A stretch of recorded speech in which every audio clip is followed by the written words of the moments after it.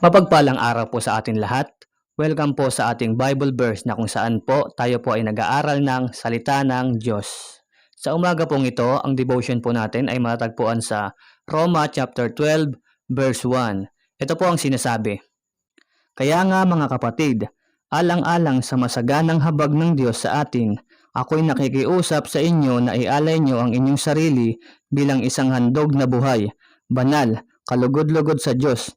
Ito ang karapat-dapat na pagsamba ninyo sa Diyos. So, sinasabi ni Apostol Pablo dito na kailangan natin ialay ang ating mga sarili bilang handog na buhay, banal, kalugod-lugod sa Diyos. Bilang isang mananampalataya po ng ating Panginoong Jesucristo, kapag tayo po ay nabautismohan na, meron po yung sinasabi na bilang bautismo, pagsuot na po yun sa katauhan ng Panginoong Jesus nung nandito po siya sa lupa. So kaya kailangan po natin